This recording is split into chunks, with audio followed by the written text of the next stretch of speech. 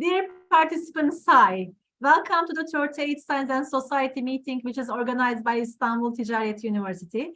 Today, we have a distinguished guest, Professor Dr. Lorraine Eden'ı from Texas A&M University, and she's a Professor Emeritus of Management and Research Professor of Law in this university. She is also the member of Subcommittee of UN Transfer Pricing. So welcome, dear Professor. It's very nice to host you in our webinar. Thank you very much for accepting our invitation.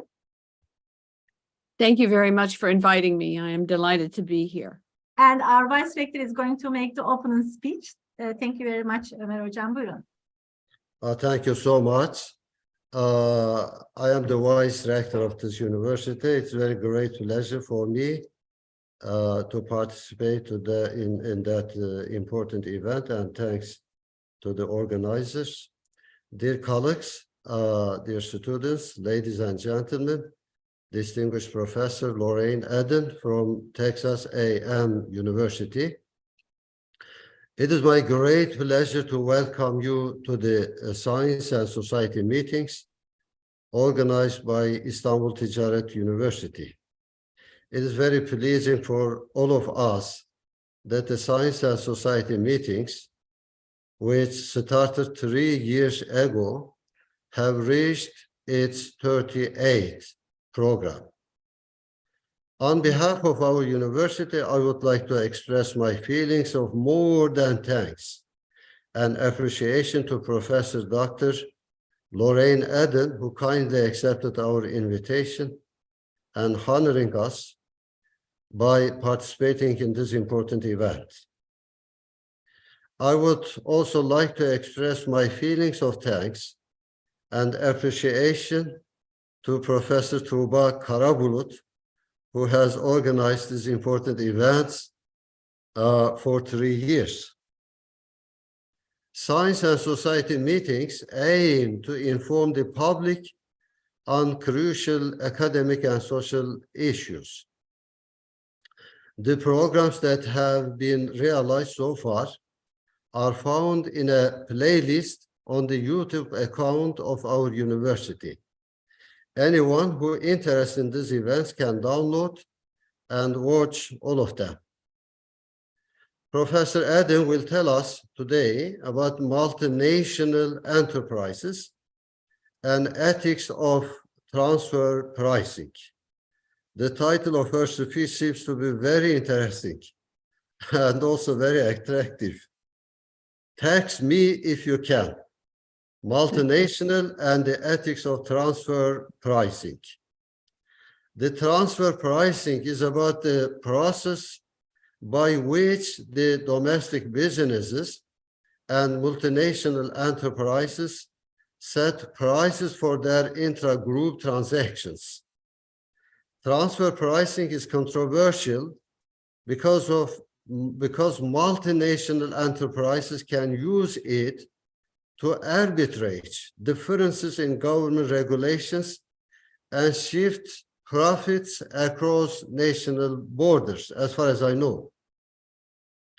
This is indeed a kind of transfer pricing manipulation. Governmental concerns over these kinds of manipulations have resulted in a complex network of national laws and international regulations. International organizations such as the OECD and United Nations have published guidelines for national governments and multinational enterprises recommending best practices for transfer pricing. Despite these regulatory differences and complexities, transfer pricing is a highly controversial area, especially in international corporate income tax law. Professor Eden'ı will focus on this important issue in detail. As I have a class, I'm sorry to express that I have class at 5:30 p.m. I would not be able to follow the whole program, but I will follow until 5:30. but I fully believe that this program will fill an important gap in its field. And you will have, as listener participants, you will have intellectually fruitful and an inspiring presentation. As I end my speech, I wish this program to be successful once again, and I send my respect to all participants, and especially to Professor Eden. Thank you very much. Thank you. Thank you. Thank you. We appreciate, dear Professor Çaha. Now we will be talking about an important subject, and our title is Tax Me If You Can, Multinationals and the Ethics of Tax Avoidance. Yeah, dear Professor Eden, please start. The stage is yours. Thank you so much. I would like to say thank you very much for inviting me to speak today. Thank you, Vice Rector Çaha, for the very nice words that you said. And Professor Dr. Tuğba Karabu, thank you very much. Let me say that I have quite a long slide deck with a lot of slides. And I hope that the slide deck, which I've sent to the university, can be shared with everyone. My thinking about this deck is that if you want to go back and look at this in some detail, you will have the deck, and it should be enough detail to follow it. But I am actually, given our time, only going to talk through some of these slides. And in particular, I'm going to talk about four things. I want to talk to you about why I believe taxing the global profits of multinationals is a really difficult problem. And it's a problem that in public administration is called a wicked problem. And I want to talk a little bit about what wicked problems are and why taxing large multinationals is a wicked problem. I'm going to go from there to talk about why developing countries should be particularly concerned about the taxation of multinationals. I believe egregious, aggressive tax avoidance imposes real true costs on developing countries. And I want to explain why that is the case. And so I think you can understand why this is such an important concept. We tend to think about it for OECD countries, but it's a much more important problem, I think, for developing countries. Third thing I want to talk a little bit about is about the ethics of this. What about the ethics of tax avoidance, about manipulating transfer prices? And I'm going to argue here a little bit about there are very different views on whether this behavior is ethical or not. And I think that's part of the problem, is that you have firms on one side who really do believe they are engaged in legal, ethical behavior. And then you have a variety of entities on the other side who believe this is not only unethical, it is illegal. And I think that is also part of the problem, is the different views on what the ethics is of this behavior. And the last thing I want to talk to you about is, in other words, how governments have actually tried to handle tax avoidance and transfer price manipulation, whether it's worked or not worked. And then talk to you about a little bit, we have time, about what's coming up on March 31st, basically 10 days away, at the United Nations meeting in New York, and suggest why I think this is so important and why on March 31st we should all be glued to web TV to see what the UN does in this situation. So let me get started. There's been, oh my goodness, maybe 10 years, 15 years of a public uproar over multinational enterprises and how they've been dodging tax. Every major firm that you can think of in the world has been accused of being a tax cheat. Starbucks has, Barclays Bank, Apple, Google, you name it. There's a broad view that multinationals are engaged in tax dodging and need intervention from the nation state and at the international level because of this tax dodging. And I think it really is a view that people think multinationals believe it's tax me if you can. In other words, I'm running and a tax man is coming after me, trying to catch up to the multinationals who are always one step away with ever more sophisticated ways of doing this, and the tax authorities are always coming behind. This is a wicked problem. In the public administration literature, which is, more than 30 years old now, the definition of a wicked problem is it's systemic, system-wide. The problems involve complex interdependencies, and they tend to happen, wicked problems tend to happen where private and public interests intersect. In other words, where the public sector, the government, and private interests collide and become interdependent. Wicked problems have no clear solution. Policymakers have to manage or simply cope with the problem. In other words, you cannot win on a wicked problem. There is no success with a wicked problem. All you can do is manage or cope with it. The Sustainable Development Goals are all examples of wicked problems: food insecurity, poverty, climate change, gender inequality. These are wicked problems that have to be managed or coped with. Why is taxing multinationals a wicked problem? Well, a long time ago, one of my mentors, Raymond Verman, wrote a book called Sovereignty at Bay in 1971. My goodness, that's 50 years ago now. And what he said was the problem is a multinational is an integrated business that has affiliates all around the world. Those affiliates are under common control. They share common resources. They have common goals. So the multinational can operate in effect as a global group, moving together to do things. The problem is what it's moving together to do is to maximize its own global profit. It's not out there to maximize social welfare. It's out there to maximize private welfare. Any government, on the other hand, is confined to its borders. And any government is worried about the social welfare of its citizens. So you have an immediate conflict between the global reach of the multinational, the local reach of the nation state, and the difficulty of the nation state trying to tax those multinationals with their mobile capital. That means if any government goes on its own and sets its own tax policy, what'll happen is that's wonderful for national sovereignty, and states want to maintain their national sovereignty, but that sovereignty will cause tax competition.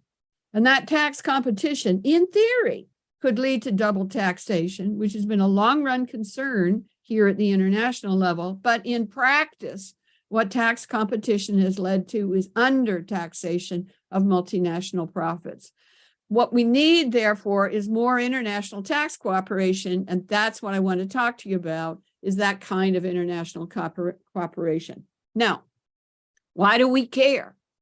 I suspect you didn't know that if we simply lined up the countries in the world by their gross domestic product, and we lined up the multinationals in their world by their global sales and put them in order, of the world's 200 largest economies now, almost 160 of them are firms. That means only 40 of them, 43 to be precise, are nation states.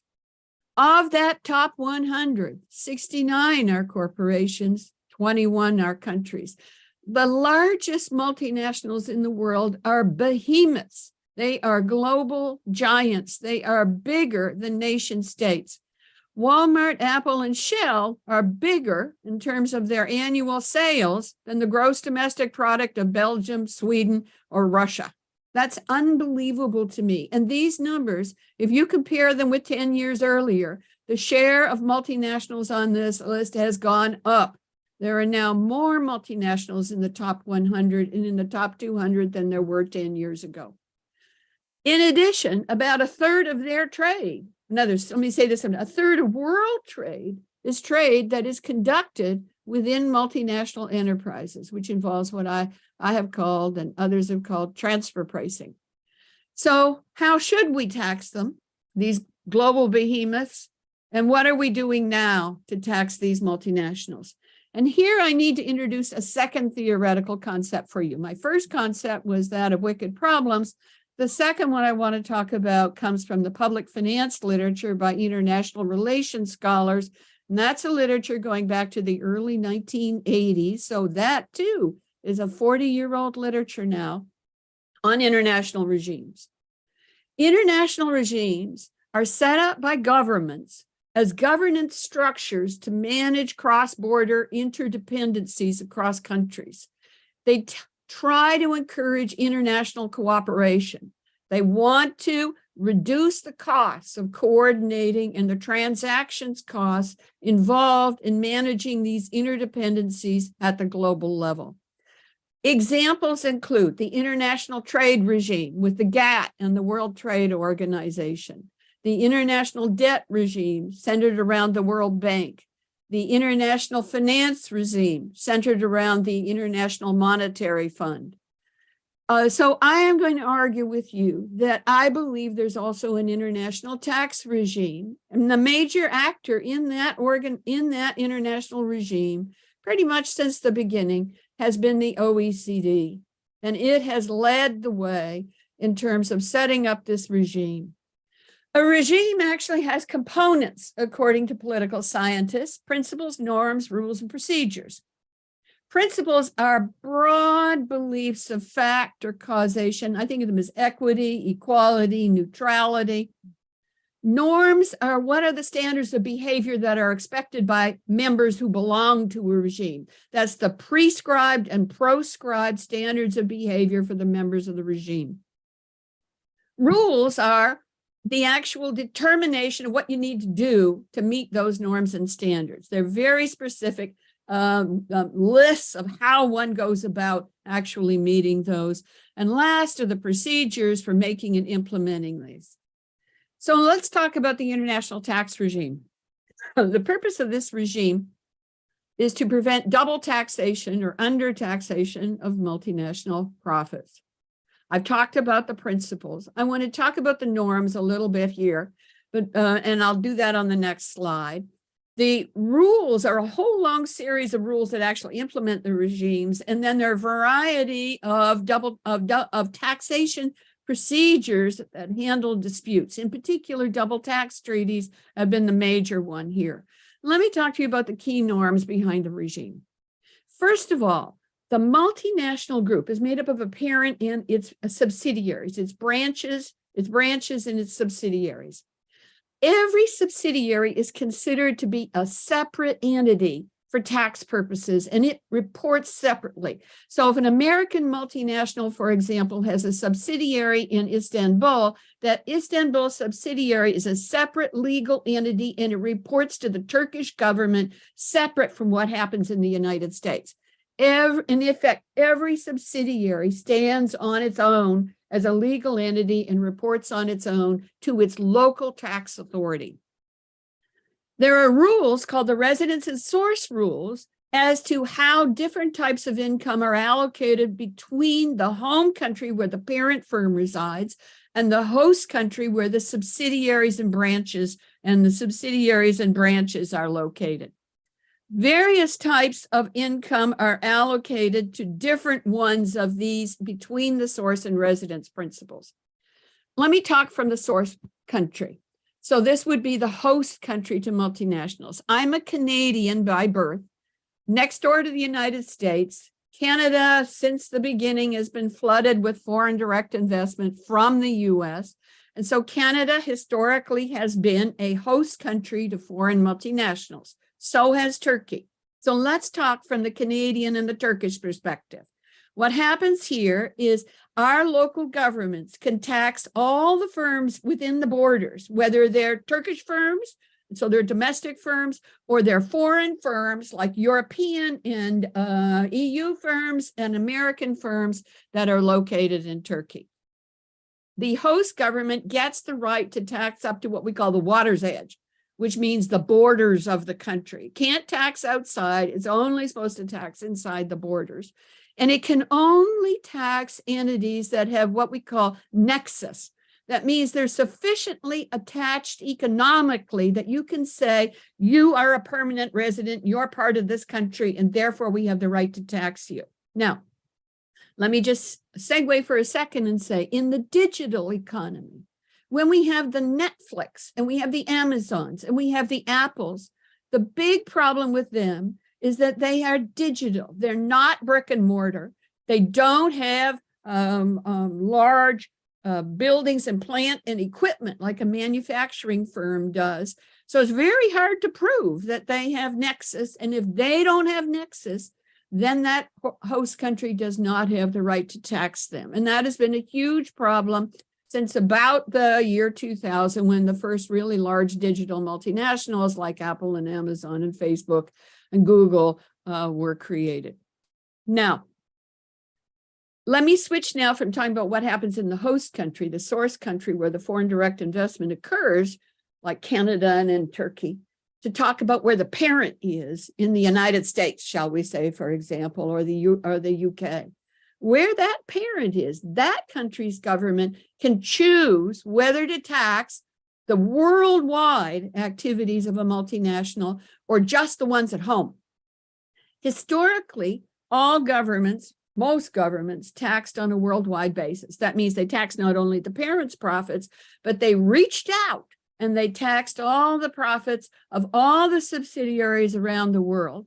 And they could do that as long as they made tax room, because if they didn't, think what would happen. That Turkish subsidiary would be taxed by the Turkish government and by the US government. There could be double taxation. So what happens under the current rules is if a home country decides it's going to tax on a worldwide basis, then it must give a foreign tax credit for the taxes that are paid locally. And that is really important, and I'll explain to you why in just a minute.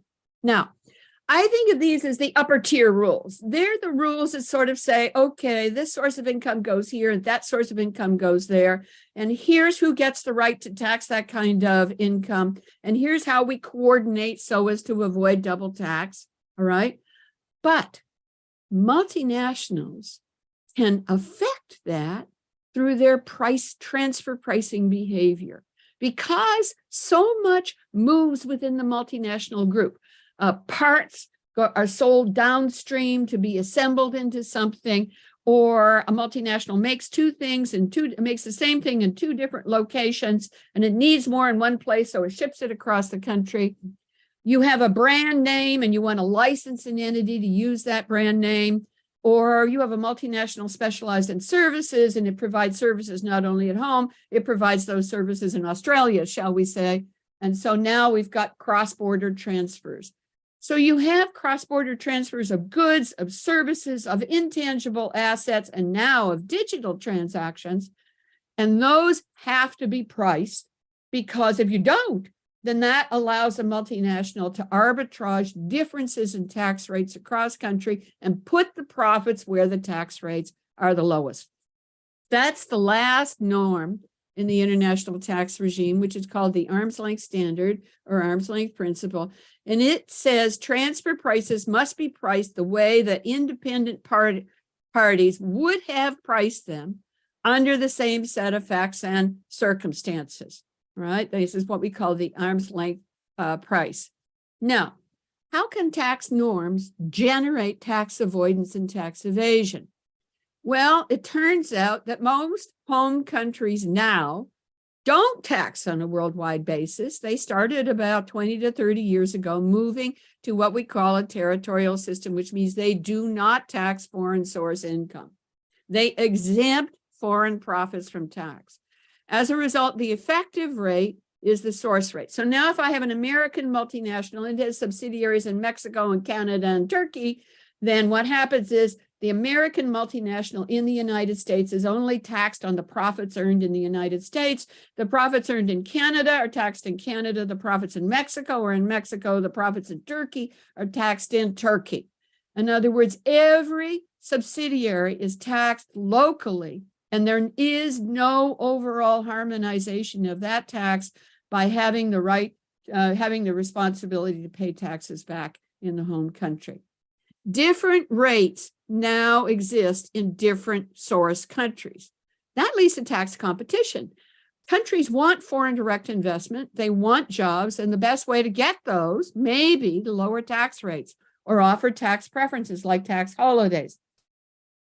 And in addition, certain types of countries have grown up, tax havens and other kinds of offshore entities, that have really low tax rates that are basically designed simply to encourage the multinational to park their profits in those havens. This has led generally to a race to the bottom in corporate income tax rates, and these differences and loopholes have generated opportunities for multinationals to take advantage of these, engaging in what we call tax arbitrage, which is taking advantage of the difference between a high rate and a low rate.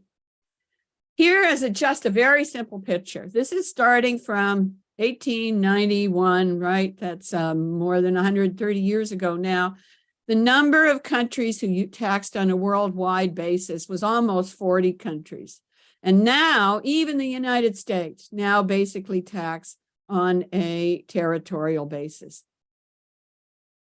Here's a picture of what has happened to average tax rates here. This race to the bottom has caused an enormous drop in corporate income tax rates. This is from 1990 now to 2018. And if you click the links I have over here on the IMF in the PowerPoint, it will take you to a recent paper by the International Monetary Fund that argues non-OECD, that's primary developing countries, lose about $200 billion in tax revenue a year, about 1.3% of gross domestic product due to tax avoidance.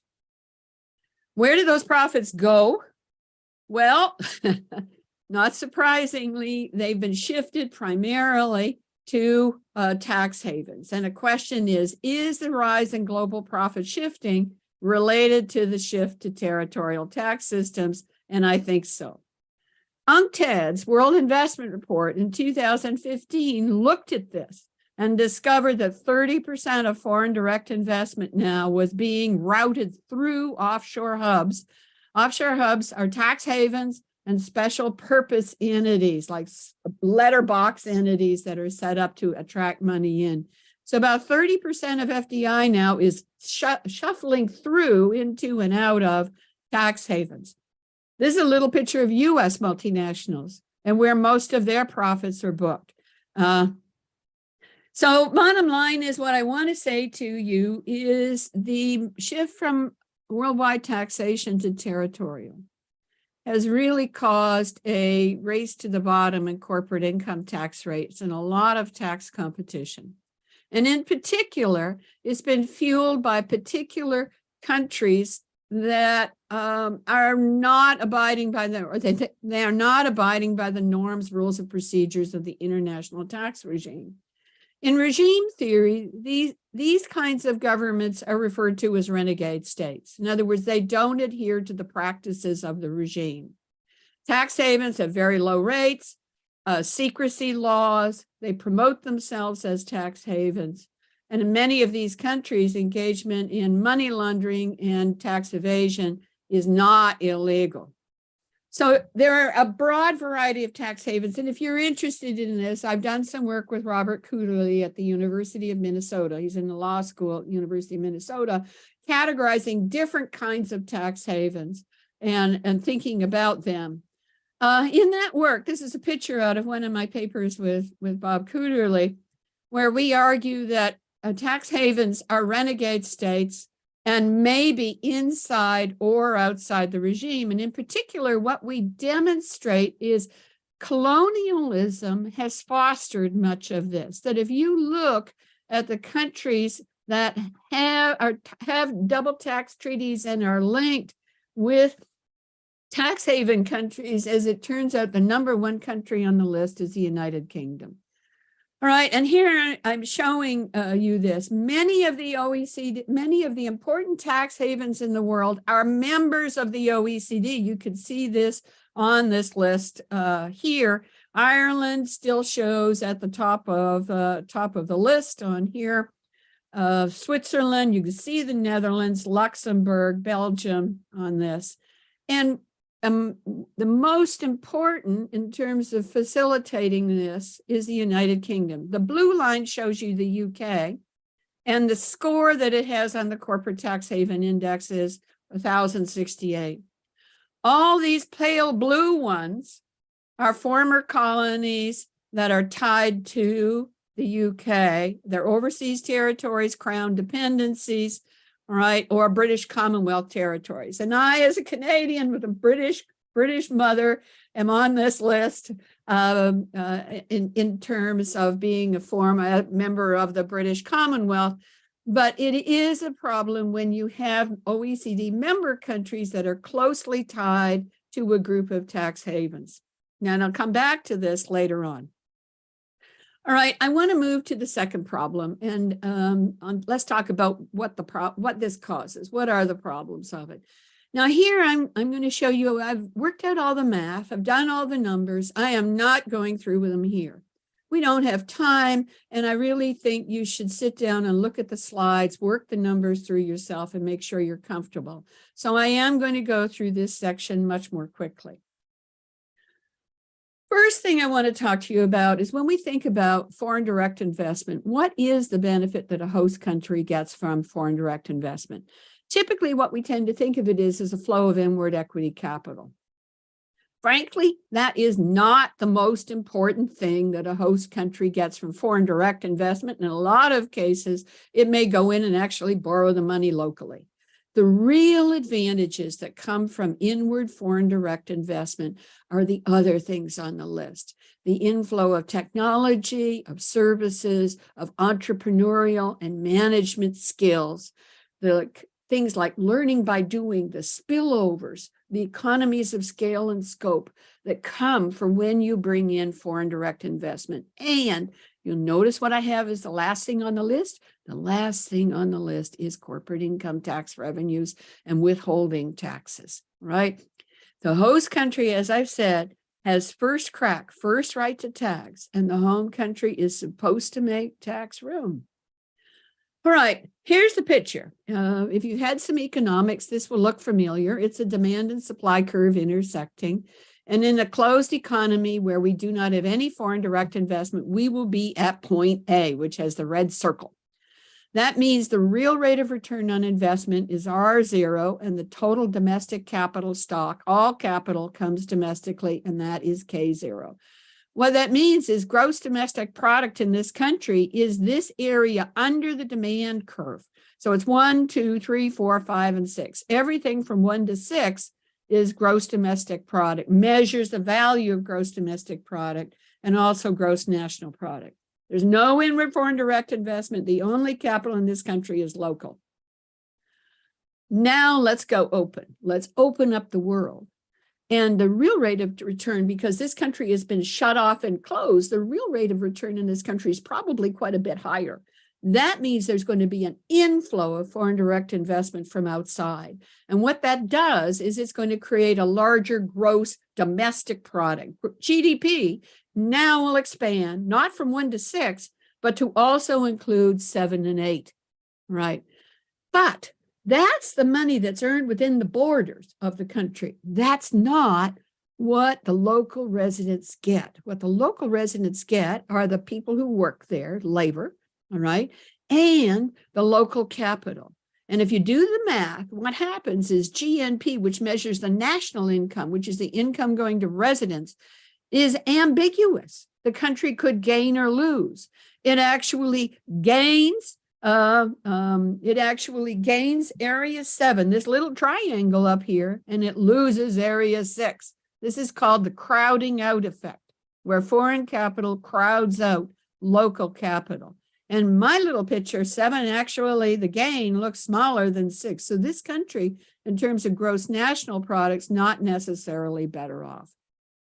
Here's the math, all right, worked out. I'm not going to spend time on it, but I do want you. My key lesson here is a host country to foreign direct investment could be a net loser from inward foreign direct investment. It just depends how much crowding out happens here and what the gap is between the capital in the closed economy, the rate of capital, the rate of return on capital in the closed economy, and the rate of return when it opens to the world.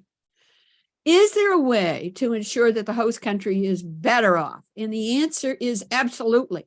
Remember, I told you foreign direct investment was a package, that package comes in and it brings in huge gains from foreign direct investment, spillovers, economies of scale and scope, linkages.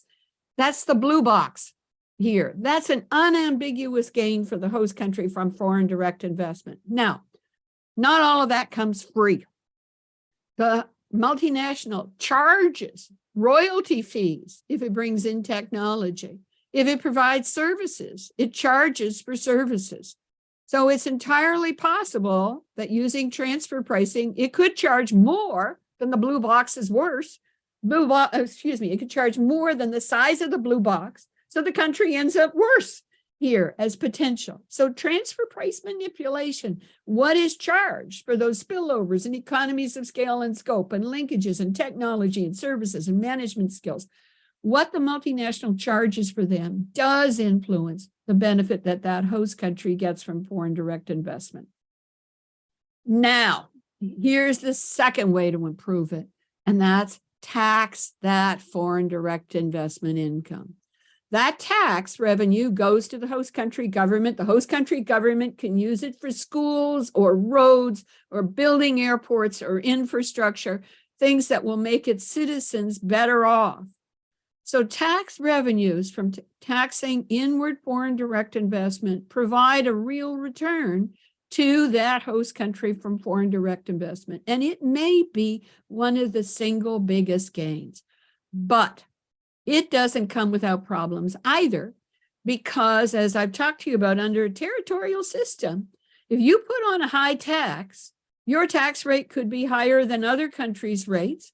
What that does is it discourages inward foreign direct investment, and you could be worse off here. So again, what happens when you tax foreign direct investment?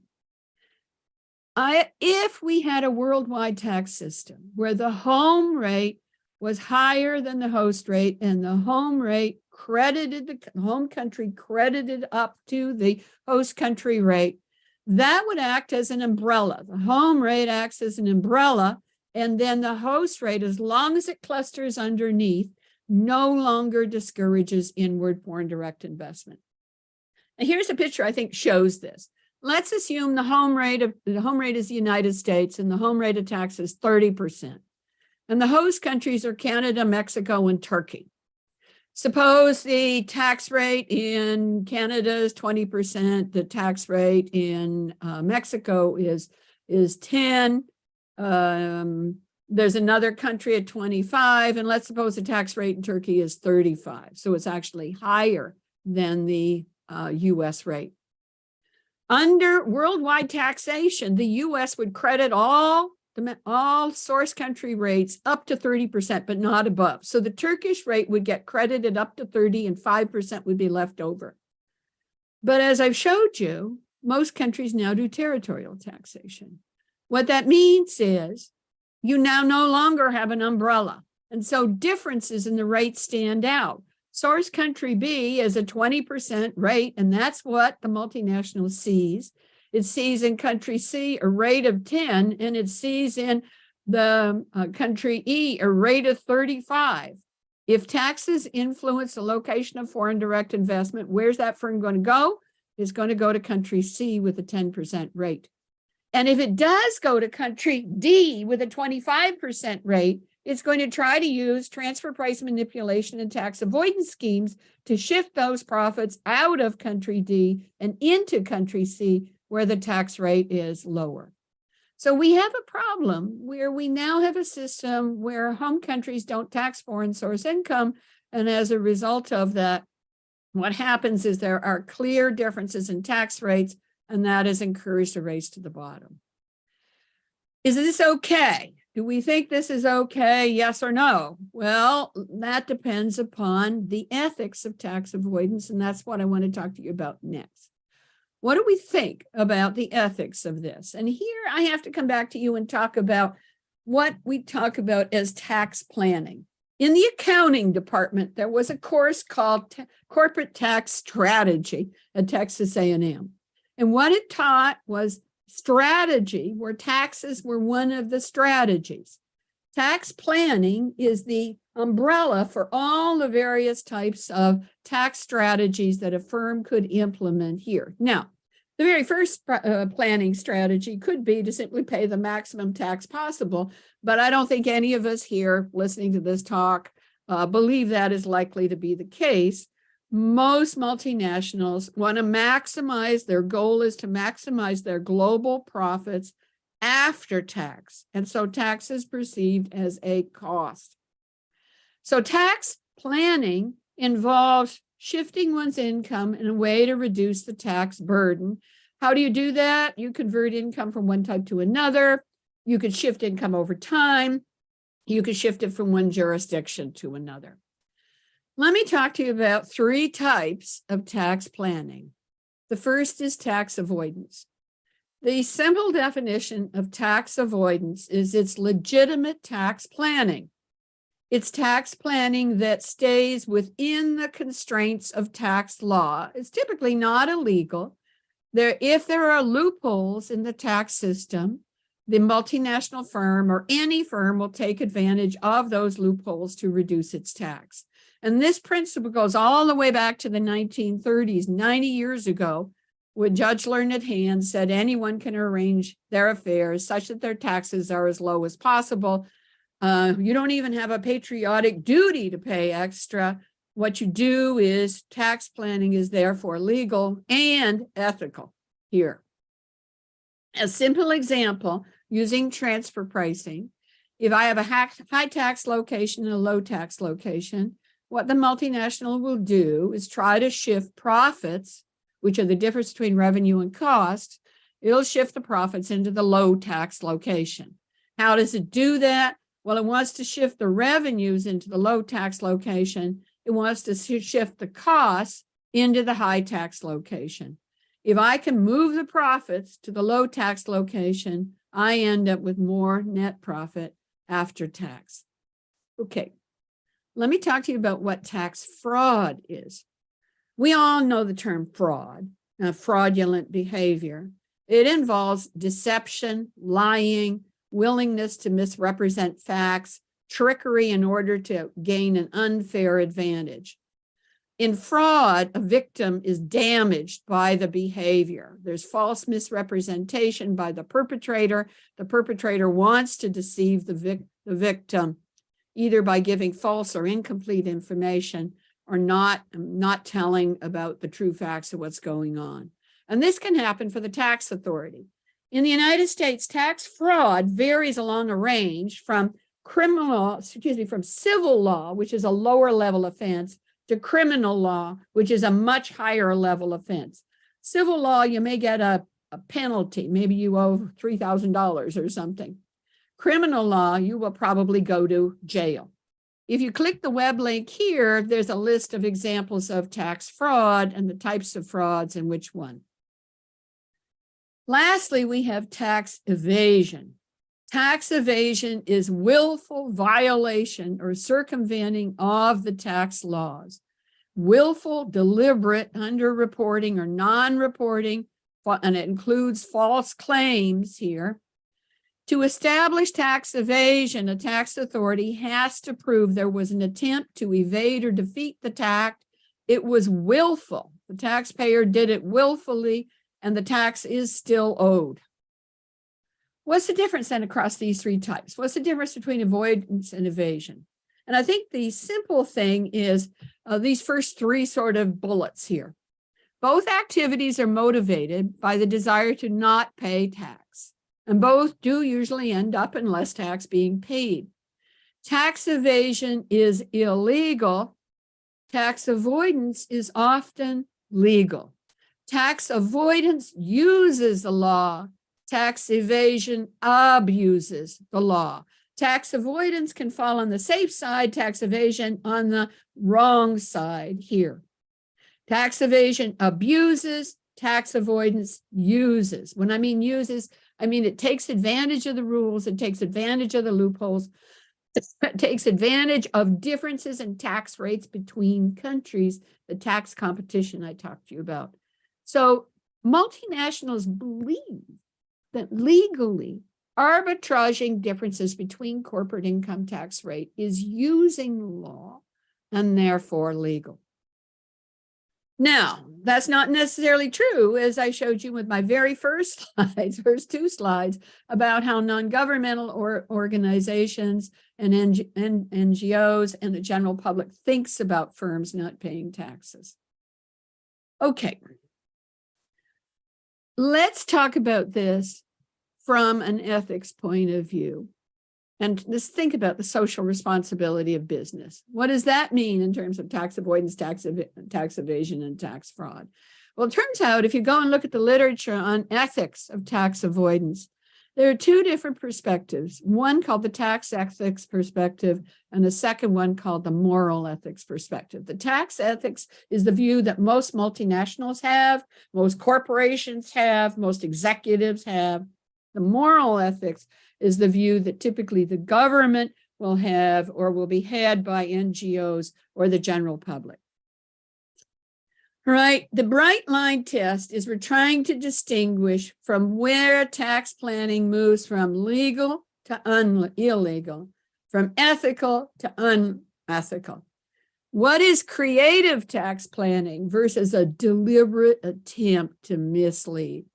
And typically what happens is the boundary for the law in determining what's legal and illegal is not necessarily the same as what's ethical and unethical. There's some movement from what's considered legal and ethical avoidance through tax fraud to tax evasion, where I think we all agree it's illegal and unethical. So let me talk a little bit about this from the perspective of the multinational most executives.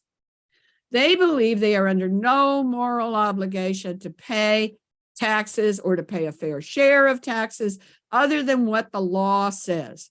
If it's legal, it's moral, and it's ethical.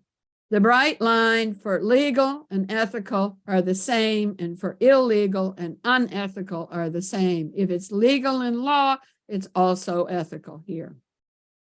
From a tax ethics perspective, the social responsibility of business is to make profits as long as the firm stays within the rules of the game. And this was actually Milton Friedman, whenever won the Nobel Prize in economics, wrote a book that said the social responsibility of business is business. Its responsibility is to its shareholders and is to make the maximum profits that it can as long as it stays within the rules of the game. What's legal is ethical in this view. The moral ethics perspective is not that. The moral ethics perspective basically says, and let's talk about it, the social responsibility of business is not to its shareholders, but to its stakeholders. Stakeholders are much broader than shareholders. It includes the public, it includes its consumers, it includes the government. The moral responsibility is to be socially responsible. The firm is a social institution and needs to pay attention to its stakeholders, not just its shareholders. Moreover, the firm will be legitimate and be seen to be legitimate if it does behave from a stakeholder view, not a shareholder's view. And this theory, this argument of this group basically says even Friedman could be reinterpreted and say you can maximize profits and be ethical.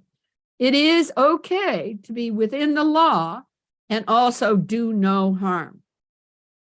And then again, the other thing says if corporate social responsibility is okay, if it's okay for firms to engage in CSR and give money to corporate social responsibility, to pay attention to the sustainable development goals, then it should also be okay to pay taxes.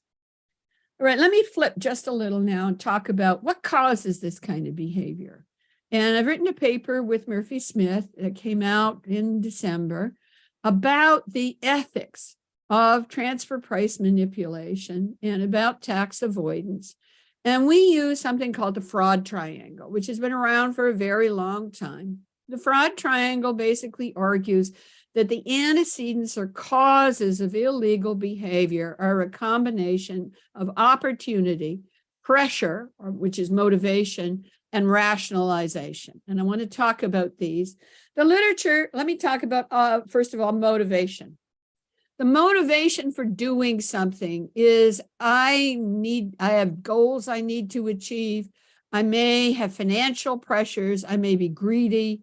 I may want to be number one. So I'm motivated to engage in these behaviors.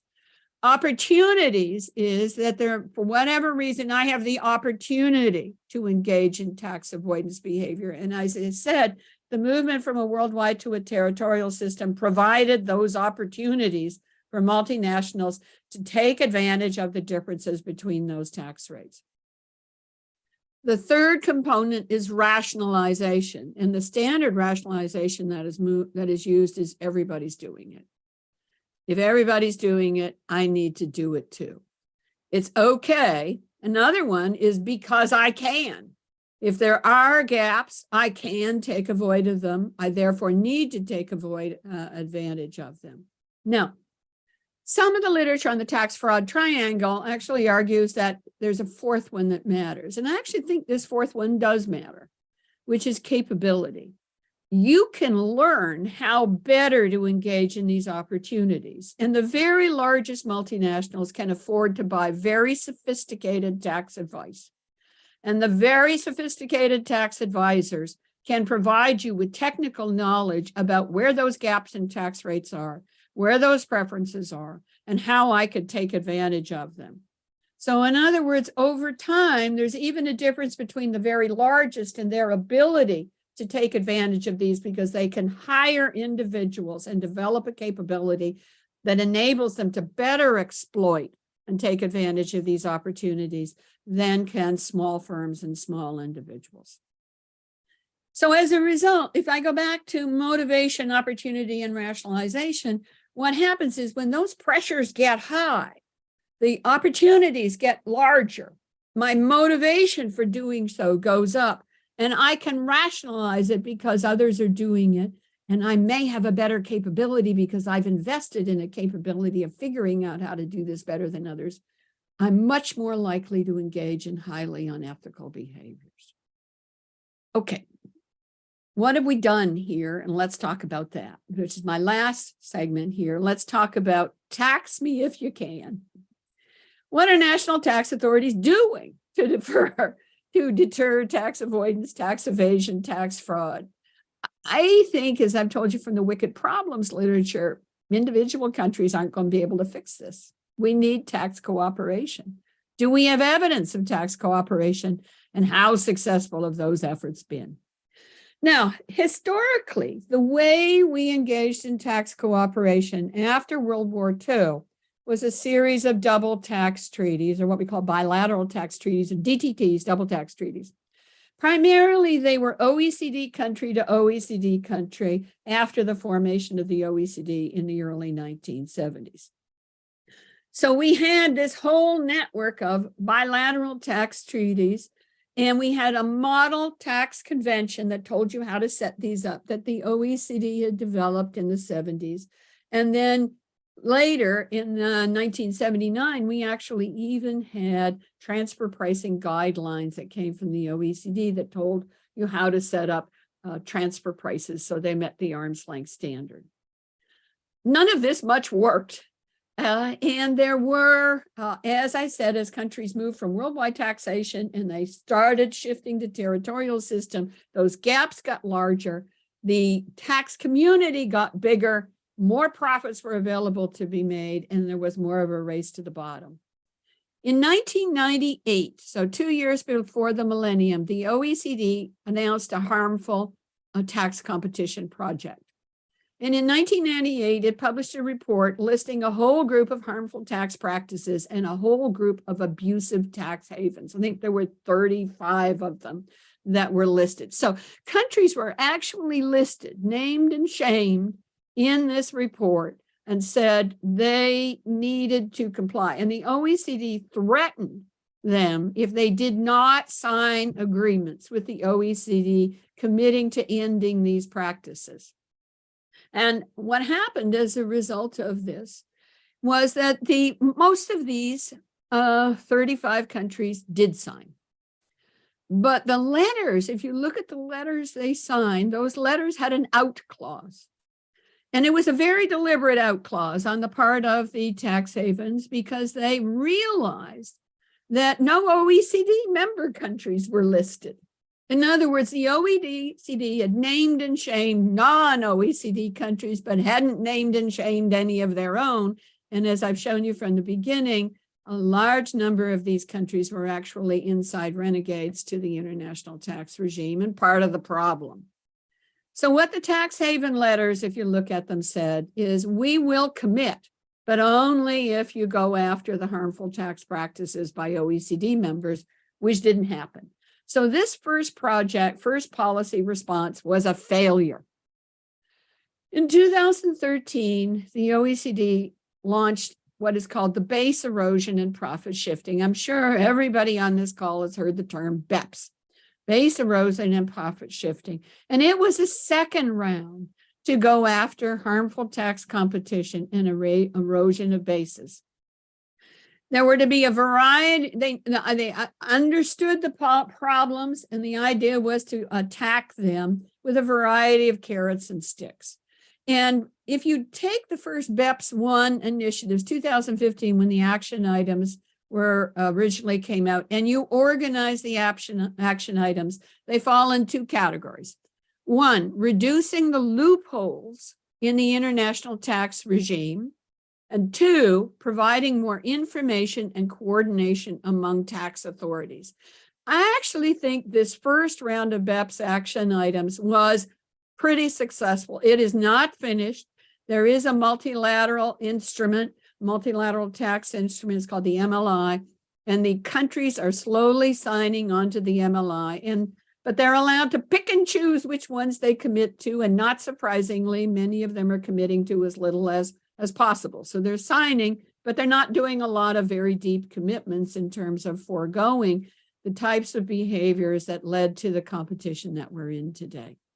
Okay. At the end of the first, let me just talk about one that I think has been very important, which is country by country reporting. I've argued with you that the multinational is an integrated entity with a parent firm and multiple branches and subsidiaries all over the world.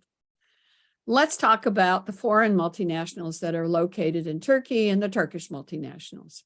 If there's a tax dispute between the Turkish tax authority and, say, an American multinational, what information does the Turkish tax authority get to settle that dispute? Well, it only gets the information that is provided relative to the transactions in Turkey.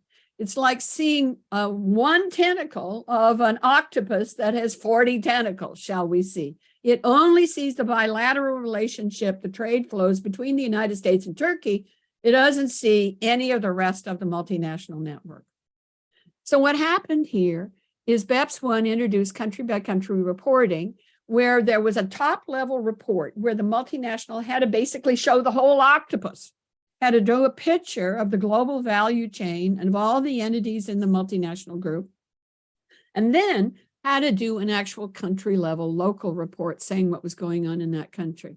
Now, tax authorities could request to see other tax authorities so they could exchange.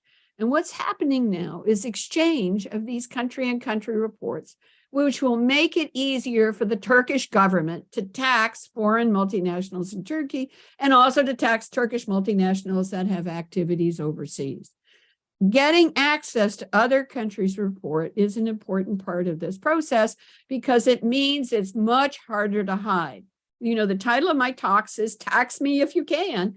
Well, you can't tax if you can't see the octopus.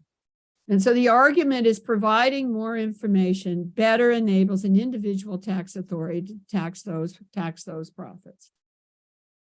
All right. At the end of the first BEPS round, action item 1 was taxing the digital economy, and a new second round of BEPS was launched to deal with this, which has led us to what we now call Pillar 1 and Pillar 2. And when the COVID pandemic broke out at the end of 2019, and I was locked down for a year at home, like many of us were locked down for a year at home, I spent most of that year writing about Pillar 1 Amount A. Pillar 1 Amount A includes global formulary apportionment, which is the antithesis or the opposite of the arm's length principle. The argument being made here is that the arm's length principle can't work in the digital economy, which I very much disagree with. And so I have written multiple articles on this topic. I'm happy to talk about that at some other point in time, or you're welcome to read these. Amount B, we could talk about, and then Pillar 2, which is the GLOBE project, which is a global minimum tax of 15%. I've written a bit about that and spoken on that more recently for a Condor, which is a transfer pricing firm in Hungary, in Budapest. And so I have a webinar up, Condor webinar up talking about Pillar 2, if you're interested in this. So this is ongoing, not finished. Are there other things that could be done? The answer is yes. I believe the problem here is not the arm's length standard, as I've tried to argue. I think the problem is differences between the various country tax rates and ways to fix this. I actually think a global minimum tax, if we can't get back to worldwide taxation, I don't think we're going to get there, that a global minimum tax is not a bad idea. It's a second best or third best solution. But in a really practical world, it may be the best we can do. Can we expand the double tax treaty network? Yes. There are very few double tax treaties between developed and developing countries. Bringing more developing countries in should help. Could we do more fostering of exchange of information? Could we have more transparency? Yes. I also think we need to pay more attention to, and this is the paper with Murphy Smith that came out in December on the ethics of transfer pricing. We need to focus on the fraud triangle. We need to understand motivation, opportunity, and rationalization and go after and attack those antecedents. There are things we can do that could be addressed to these. I also think we need to focus on capability. The big four firms have made a lot of money consulting on how multinationals can avoid paying tax. And I think that the importance of passing norms of ethics, that the focus is just not on the tax ethics perspective, is that anything is legal is also ethical, and therefore it's okay to do. We need to focus more on building a stakeholder view than a shareholder view here. I also think one last example is the UN has a global compact as part of the SDG goals that has an anti-corruption norm in it. And I really think we could expand corruption, which already includes extortion and bribery, and include multinationals should refrain from corrupt business practices, including tax evasion, aggressive tax avoidance, and abusive transfer pricing.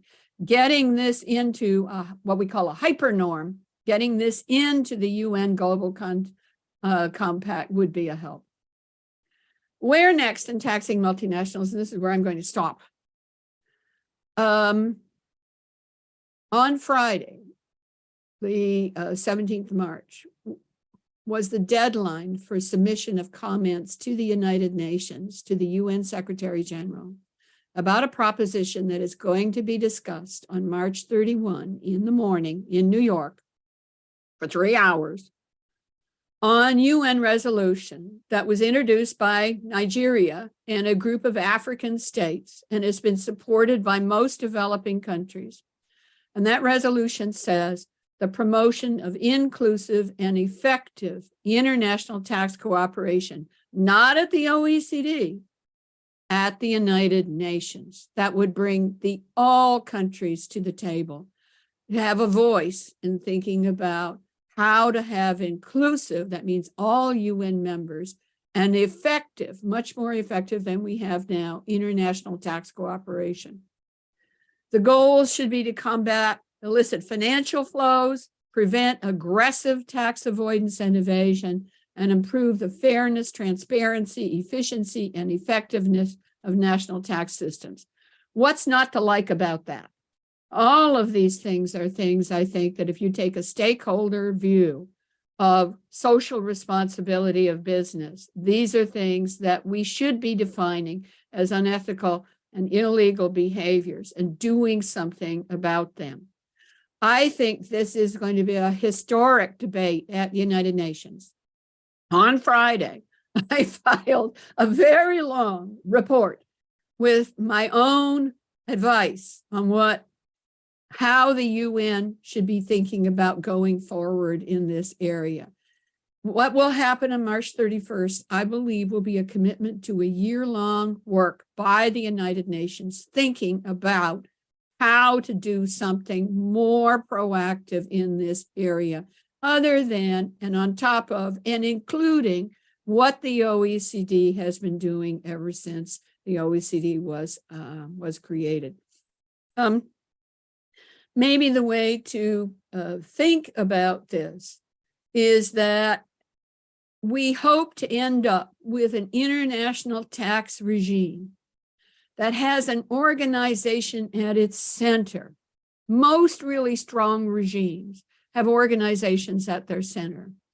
The current organization at the center of the current regime is the OECD, and it's mostly an OECD institution, despite the OECD Secretariat's extension to the inclusive framework and the G20.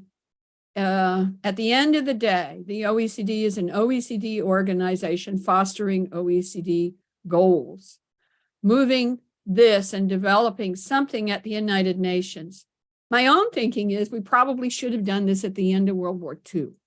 When we set up the World Bank, when we set up the International Monetary Fund, when we tried to set up the International Trade Organization, but the US refused to ratify it, and so it never happened.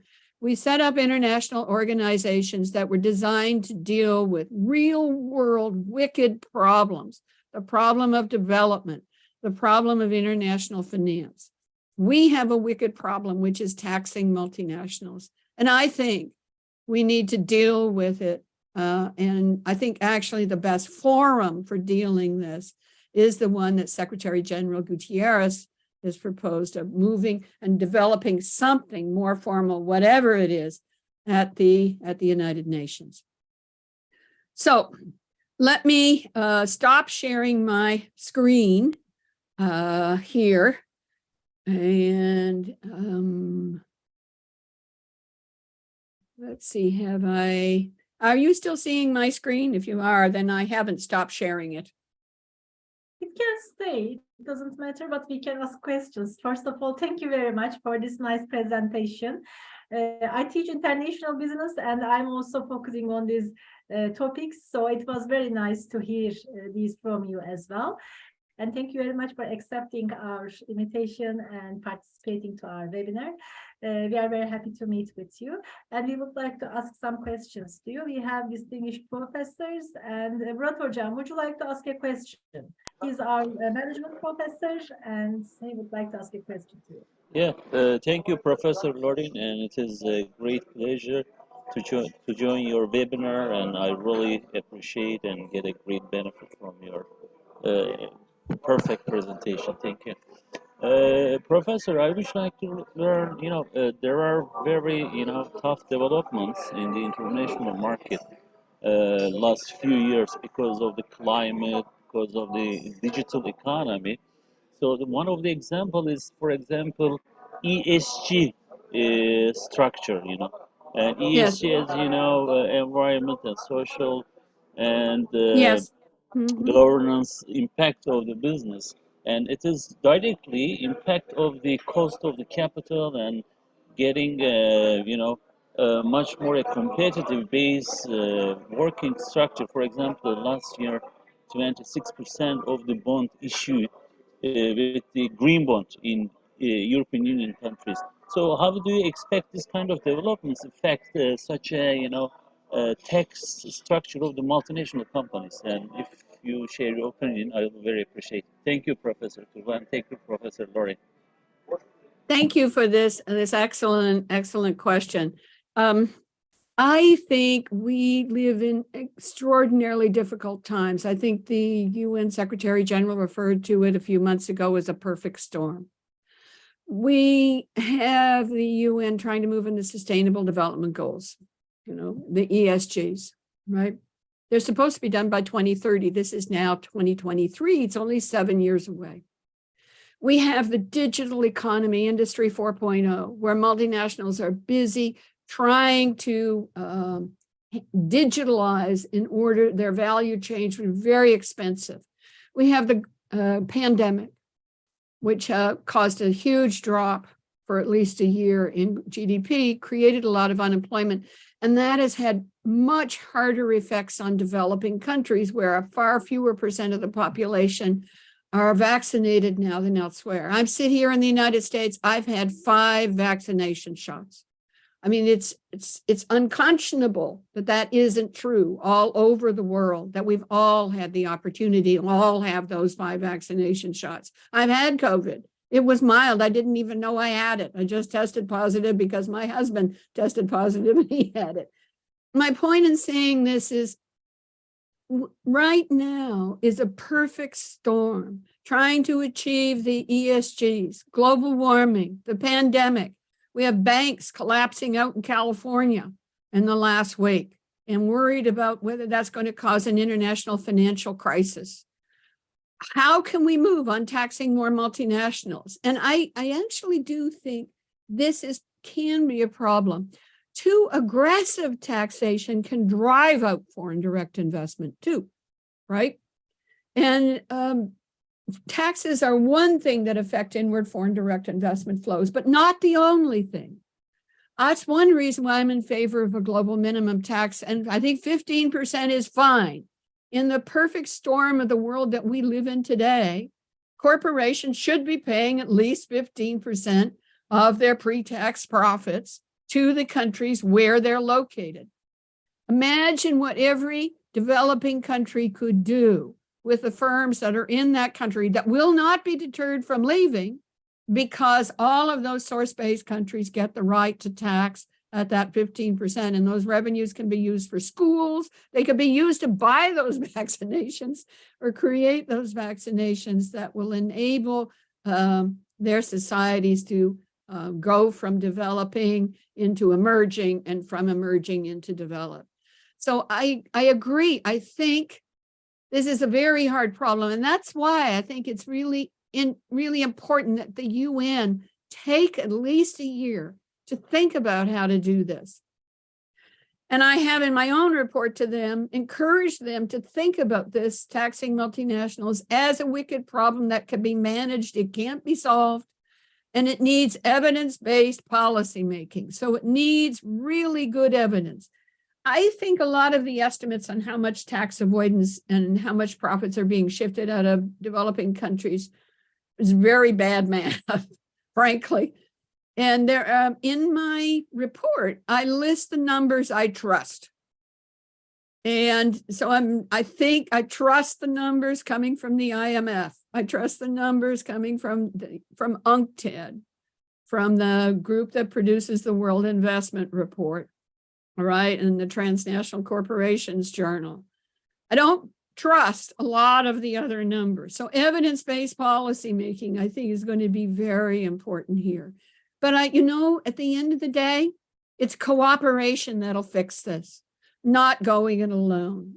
Countries need to work together, I think. And I think they need to work together at the UN to enable this. I sit on the subcommittee on transfer pricing, which is one of the many subcommittees in the UN Tax Committee. The UN Tax Committee is 25 members. Each of them is from a national tax authority. But they don't sit there as governments. They don't commit. They have no right to commit because they don't sit there as governments. Thinking about how to create a more formal organization, I think, within the UN system on tax, the same way we did on debt, and the same way we have in finance, and the same way we now have on trade with the WTO, right? I think these things are ways to move on the really difficult problems where international cooperation is needed on here. That's kind of a long answer, but I hope it gets no, thank you, Professor. Very informative. Thank you very much indeed. Yeah. Thank you. We appreciate it. Sarina, would you like to ask a question? She's our PhD student. These are all our PhD students besides Murat Hoca, okay? Yeah. Hi, Sarina. Nice to meet you. What would you like to ask me? Ooh, we can't hear you. There's no voice, Sarvenas. We can't hear you. Maybe you should try without. We can't hear you. Now try. No. Should we go to someone else? And Maybe, Sarvana, you Ova set is- it up? Yeah, Avoidance, would you like to ask a question? He's our PhD student as well. Or you will try next time, okay? Sarvana, after Avoidance, we will try one more time. Thank you, first Professor Kuba, and also thank you, Professor Eden, for this wonderful webinar. I really learned lots of things. I am doing my PhD, and my advisor is Kuba Hojam. So, There's a voice problem with you. What is the problem? I don't know, but maybe you Yeah, might there's a lot of static electricity. I you might can't need make to it. use the other system because it's an echo kind of thing, and there's a problem with this. I don't know. Professor, that I No, it's very static. okay, let me just try. Let me. Could you type, if you type your question in the chat, I'll answer it from the chat. Thank you. I think he's going to type it, okay? And by the time we can take another question, Abu Bekar, would you like to ask a question?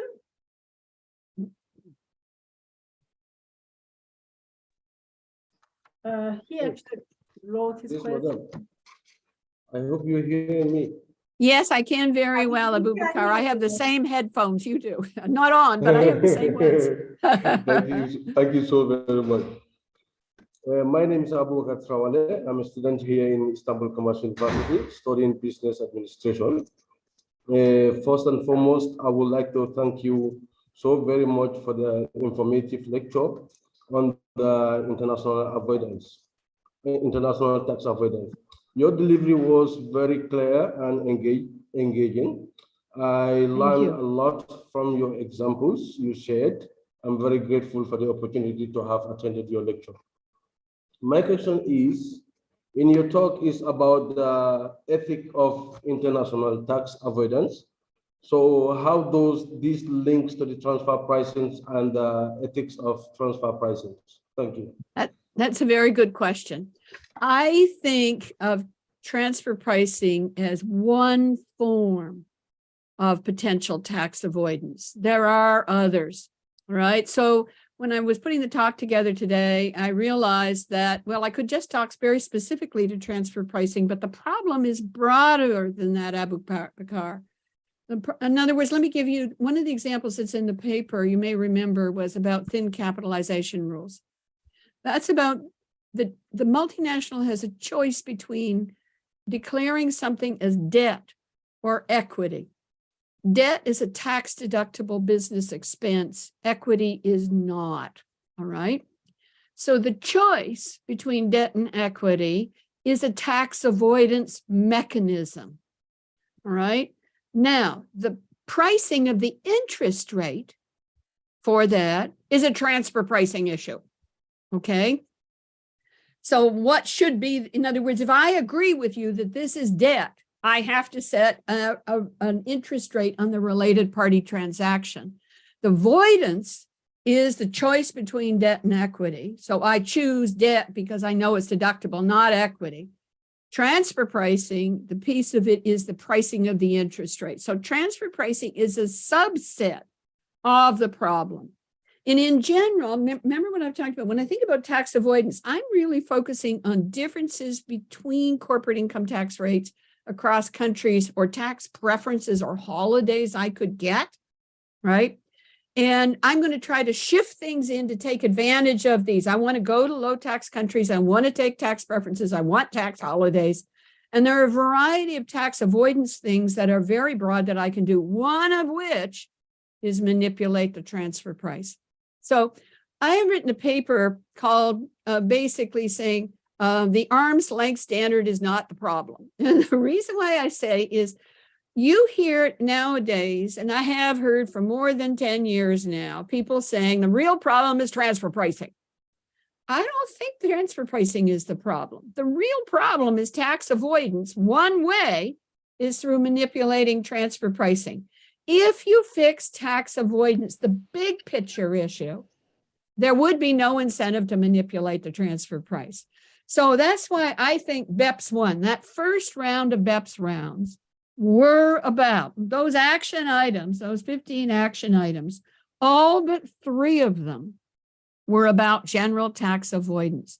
They were about making information available. They were about debt equity ratios. They were about hybrid structures. For example, let me give you one as an example, Abukar, that I think may be helpful. Ireland for a long time had this very unusual policy that if you had a firm in Ireland and it had the physical headquarters was in Ireland, but the meetings were held in the Cayman Islands. From an Irish perspective, the ownership was the Cayman Islands. And if it was an American firm, all right, so an American firm with a subsidiary sitting in Ireland, so the physical plant was in Ireland, but the meetings were held in the Caymans. From an American point of view, it was Irish. From the Irish point of view, it was Cayman owned. As a result, that entity escaped any tax. It didn't pay tax in the US because of the double tax treaty with Ireland. It didn't pay tax in Ireland because it was a Cayman firm. It got double non-tax and no tax was paid. BEPS outlawed that kind of behavior and the Irish government had to stop doing it.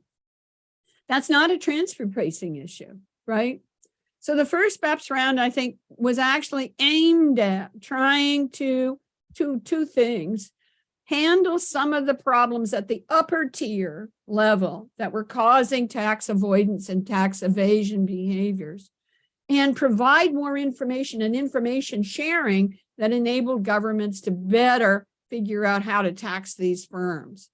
3 of those 15 action items dealt with transfer pricing. That's action items 8 to 10. None of the rest of them did. And those 3, I think, were important. They were about risk, where risk is allocated, and about basically saying where activities are done, that's where, and value is created, that's where tax should be paid, which is really important for source countries. So when I talk from developing countries, action items 8 to 10 are very important for developing countries from a transfer pricing perspective, but all 15 of those are important from a tax avoidance perspective. Does that help, Abubakar? Does that clarify the difference between the 2? Thank you so very much. You're very welcome. Thank you. Professor, if you allow me, can my voice is clear now? Okay, Very clear. Thank you very much. Yeah, you go ahead. Thank you first, Professor Eden, for this wonderful webinar. I really learned a lot of things, and also thanks to Professor Tuba. She's my also PhD thesis advisor. So, Professor, I would like to ask question that what roles do the OECD and the United Nations play in the international tax regime? I think, let me start historically. I think the major role that has been played really through now, the major key role has been by the OECD. It has a committee of fiscal affairs, which is made up of OECD member countries. I think there are, 37 OECD member countries now, 38.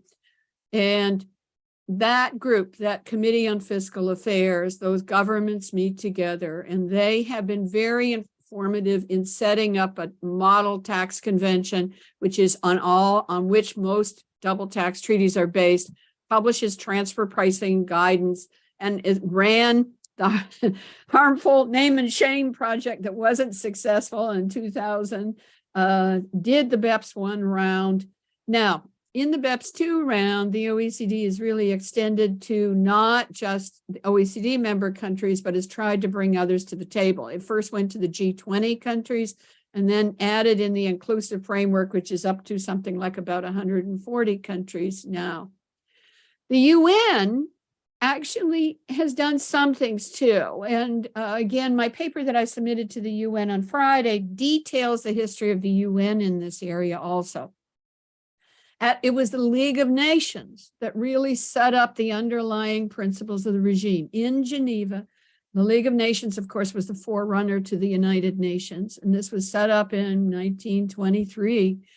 The UN created an ad hoc committee of experts way back in the early 1970s. You may remember the UN had a group of 77 developing countries, and they set up an ad hoc committee. My PhD supervisor, your PhD supervisor is Professor Kalabut. My PhD supervisor was Carl Schaup. And one of the things he did is he was a technical advisor to that very first UN committee way back in the 1970s. And I was his research assistant.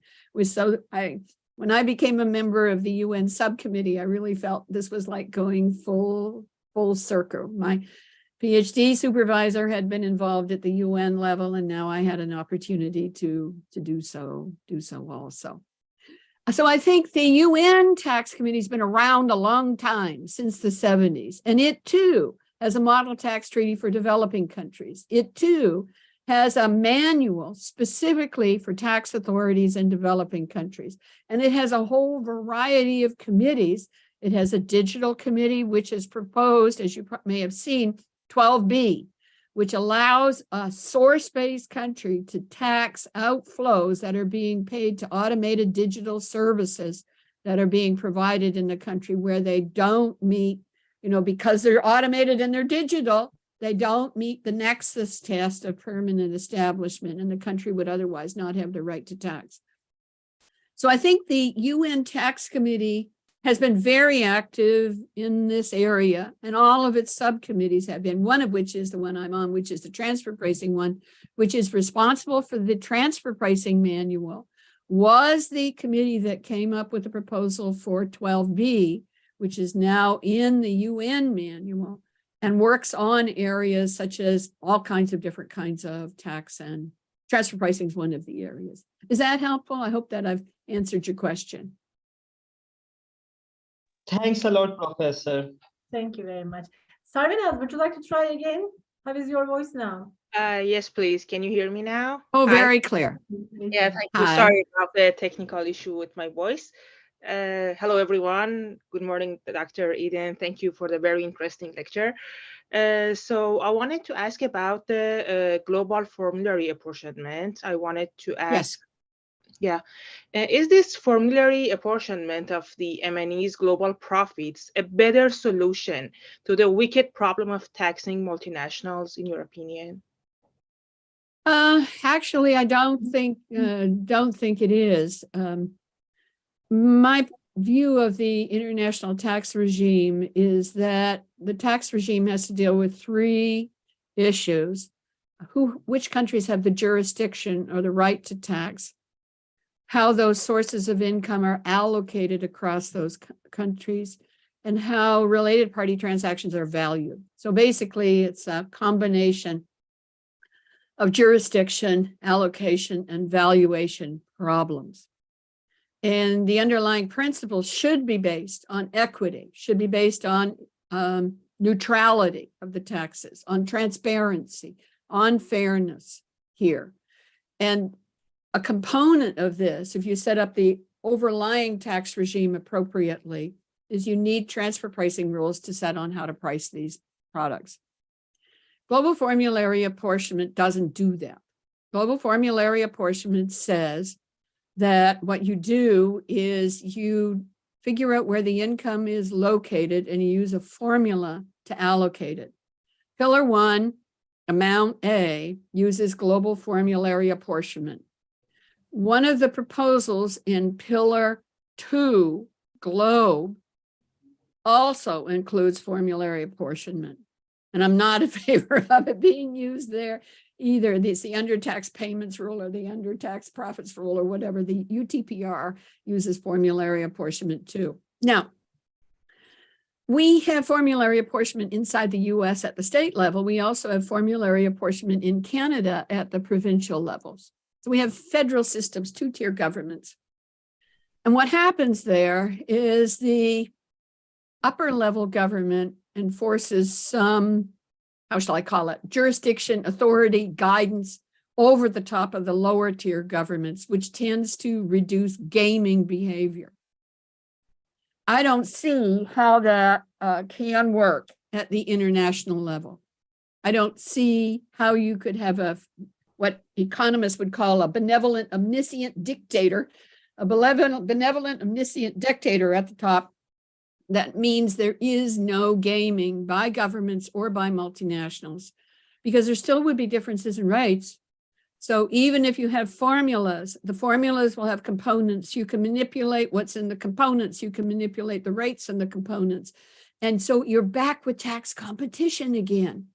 And tax competition is the problem. So I think formulary apportionment looks like cooperation, but it really encourages competition and gaming behaviors. I do think you can do it right in some places. Like, suppose I had a bank, and a bank had 24-hour global trading where it traded a book of assets for 8 hours in New York and 8 hours in London and 8 hours in Hong Kong. And the book moved around among those 3 financial centers. It's one multinational. You do have a benevolent, omniscient dictator, which is the parent firm, has access to all this information. And you could use formulary apportionment to decide how to do that. You'd need the cooperation of all 3 governments, right? You need the cooperation of the Japanese, of the UK, and the UK governments to do that. But with 3 governments and in effect, a triple agreement, advanced pricing agreement, or triple, not a bilateral, but a trilateral tax treaty, you could do this. So I think it's doable at the small level within one firm. It does pretty badly within a country, and I think it would be disastrous at the world level. Thank you. You're welcome. Thank you very much. And Syed, would you like to ask a question? Are you around? Syed? Hi, Hi. can you hear me? Yes. Yeah, would you like to First of all, thank you so much, first of all, for all the information and as you provided. Sorry for troubling because I'm on traveling, so that's why it is some trouble. So just, I would like to ask about the question, because you are a member of the United Nations Subcommittee on Transfer Pricing. So what does the subcommittee do and what is your role on the subcommittee? Thank you for this question. Subcommittee members are appointed for 3-year terms. And so I was appointed last June in 2022. What the subcommittee does is determined by the tax committee. So the tax committee puts out an agenda and says the subcommittee should be working on these issues. We have 7 work streams going on now. The work streams involve, for example, one on transfer pricing during COVID. In other words, the COVID downturn, the pandemic, how should transfer pricing be addressed? And this coming next Monday, which will be the 27th, the report of that work stream will be presented on transfer pricing during COVID. There are other work streams that are on, 3 of them are being presented at this set of meetings. And then the other 4 will be presented at the next set of meetings, which will be in Geneva in October. I'm on 2 of the work streams, and they'll be presented in Geneva for the first time. One of them is on transfer pricing in the pharmaceutical industry. There's been no real major report on transfer pricing in the pharmaceutical industry since the IBFD did 2 versions actually in the early 1990s. So this has been a huge task for us thinking about transfer pricing issues for developing countries. Remember, our work is focused on developing countries. So transfer pricing in the pharmaceutical industry, global value chains in pharmaceutical in developing countries. The second one that I'm on is actually on commodities. If you think about developing countries, you know that commodity prices are typically set on world markets, and they're extraordinarily volatile. Prices of raw materials jump up and down all over the place. In terms of trade, have often decreased over time for developing countries. So we are looking at agriculture, and in particular, we're looking at 2 commodities, coffee and soybeans, as 2 of the largest traded commodities by developing countries. We're doing the global value chain in soybeans and in coffee, talking about the roles that developing countries play on that global value chain, and then the transfer pricing issues, again, from a developing country perspective. there are a variety of other work streams. We meet, matter of fact, we just met in Vienna 2 weeks ago at the University of Vienna School of Business and Economics. And the 7 work streams all presented the work. We all commented on each other's work streams, and we're doing this now. And as I said, 3 of them will be presenting at the UN in New York at the last week in March. Okay, thank you very much. And Merve, she's our research assistant. Would you like to ask a question, Merve? Hi, Professor. I have problem with my camera. Sorry for this. I just wondering, what are your views on the likely success of pillars 1 and 2 in terms of dealing with the wicked problem of taxing multinationals? Thank you, Merve. And I just want to say before we start, Merve, thank you very much for all your help in setting up this webinar and for your handling all of my various emails on dealing with this. I want to thank you for that. Thank you very much. Thank you. There are several countries who have already signed on to Pillar 2 on the globe minimum tax. And the big issue is going to be the United States, of course, and having an election, presidential election coming up in the middle of all of this with the partisan politics in the United States. It's hard to know what will happen. But in the United States, we do have a minimum tax already. It's called GILTI, right? GILTI. And the question is harmonization of GILTI with the minimum tax rules of GLOBE. So if GILTI and GLOBE can talk to one another, this is going to happen, I think. Now, I believe there are some problems with the way that it's currently set up. And I talked about those in the webinar I did for Condor, and I'm supposed to be writing a paper on this, which I haven't finished yet. I am not a fan of the undertax payments rule because it doesn't agree with any norm in the international tax regime that I'm aware of. But if we go back to what I had talked about originally, remember I talked about the host country as the primary right to tax. It goes first, and it gets to tax the income within its own borders for firms that have nexus within those borders. Home countries, if they want to tax on a worldwide basis, they can, but they've got to give tax room. That's known as the first crack principle. So if the globe can be set up such that it works just like it works at the international tax regime. In other words, every host country that puts on a minimum 15% tax rate gets to go first, and that is credited by none of the other countries get the right to tax it. I think that will go a long way. I think many tax havens would give up their status if they could put on a 15% minimum tax rate and knew that everybody else had one too, and so there would be no race to the bottom. So I'm very much in favor of trying to figure out if there's a way to really make that global minimum tax work within the existing international tax regime. Not as a first best solution. I think the first best is all residence countries do worldwide tax, but as a second best or third best solution, that at least we have an 15% umbrella. Think about it as a 15% umbrella. It doesn't keep all the rain off from falling off you, but it keeps some percent of the rain off from falling from you. Other parts of the proposals in Pillar 2, I think, are likely to happen. The second proposal, the subject to tax rules, very similar to some of the proposals coming out of the UN Tax Committee and the Transfer Pricing Subcommittee. And again, I think benefit developing countries.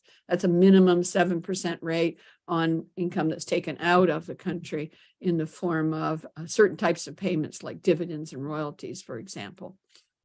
Pillar 1, I'm not so happy about. Pillar 1, Amount A, I hope, goes into the dustbin of history.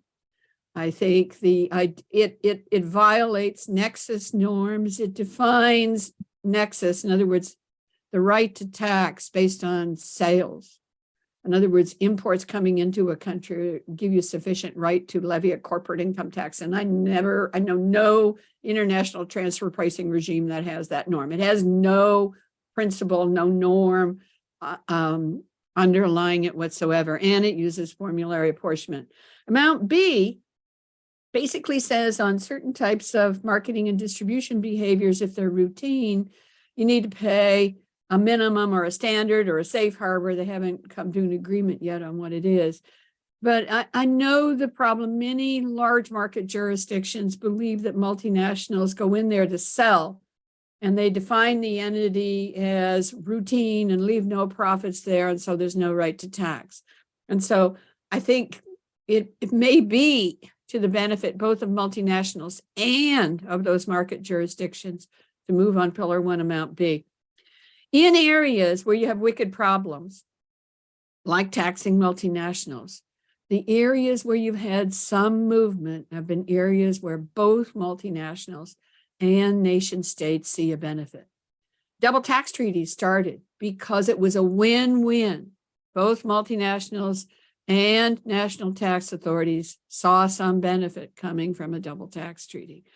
Mount B could potentially be a win-win here if it's framed correctly. So to answer your question, Merve, on taxing multinationals, it is a wicked problem. Win-win opportunities aren't many. Mount B may be a win-win. I'm not so sure that a Pillar 2 globe is a win-win, because it will mean multinationals start paying more tax, right? But from developing countries, most developing countries, I think it's potentially. Thank you. Thank you, Professor. Monique, You're you had a welcome. question. You just connected in the last minute, but would you like to ask anything? Okay, I would like to ask a question. What will be your suggestions for the research areas for the professors who work in the field of international business or strategic management? What might be the possible research areas related to maybe multinationals or other subjects? Oh, my goodness, that's a really fascinating question. I think there are an unending list of potential areas for people to do research in an international business.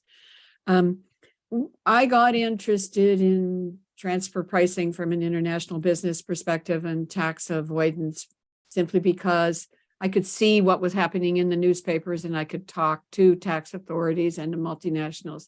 And I would ask them the question, what keeps you up at night? What are the problems that you're dealing with?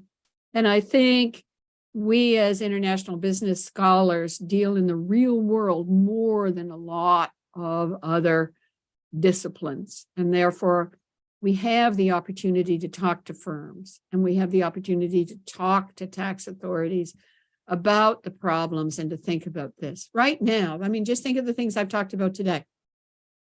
I talked about wicked problems, and I said the Sustainable Development Goals are a wicked problem. I wrote a paper on gender equality, which is SDG 5, looking at SDG 5 as a wicked problem, where I argued evidence-based policymaking was the best way to deal with that wicked problem, not to solve it, but to deal with it, to collect evidence, and talked about the ways you could collect evidence. And then I talked about how governments could collect evidence. And I also talked about how multinationals could get better evidence on gender equality within their own firms and how to collect that and then implement it. I guess I'm a believer in shining the light in the dark corners. If you have better information, you can make better decisions. That's what evidence-based policymaking says. I also think there's been a long history in international business of multinational state relations, of arguing that both multinationals and nation states are legitimate actors, and that we need to think about the problem areas where there might be win-wins and what the problem areas are that, you know, where there will be winners and losers and how we manage those. All of our theories in international business, I think, can come to the table and be used here. I guess I'd say, let me say to your PhD students that you have here, Professor Kara Baluta, that your PhD students, I hope, are willing to take on wicked problems, to ask the hard questions, particularly to ask what they can do to make the world a better place for the people coming after them. And, you know, very bright students, they have an opportunity to really do wonderful things for Turkey, for developing countries, and for the world. And don't do, all of us have to work with bits and pieces of problems, right? When I look back over my long career in academia, a lot of the things I've worked on, like individual projects, but they all center on that big theme of multinational state relations and the difficult issues that bring them together and how one can think about handling those. And what advice could we give coming out of what we do to make the world a little bit better place for our children and our grandchildren and our great-grandchildren that are coming after us. Thank you very much. We appreciate your efforts. It's our pleasure to meet with you today. You just spent your time and you just prepared the presentation. We are very thankful for this, and we would like to see you in our university whenever you are available, whenever you want to come to Turkey. So our basically graduate courses are starting now. Actually, they started 20 minutes ago, and I actually gave this recording to my class as well. I have also PhD students over there as well, and they'll be more than happy to watch you also, of course. So thank you very much for all your efforts. We are very happy to meet with you, and I'm also working in the field of international business. So if you want to conduct any research, please feel free to contact with us. We'll be more than happy to help you, and we can collect data from Turkish companies as well, or from the region. And we would like to see you in our university as well. So whenever you want, please tell us whatever you want. So we would like to meet with you in our university as well.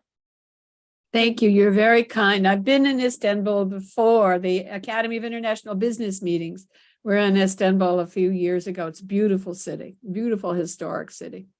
So whenever you want to come, we would like to, we will be very happy to host you. So thank you. And thank you very much for all your efforts. Thank you for hosting me and for inviting me to give this talk. I'm very honored, and I hope that my talk has been helpful in thinking about these. And my advice is everybody should be watching on March 31st on UN Web TV.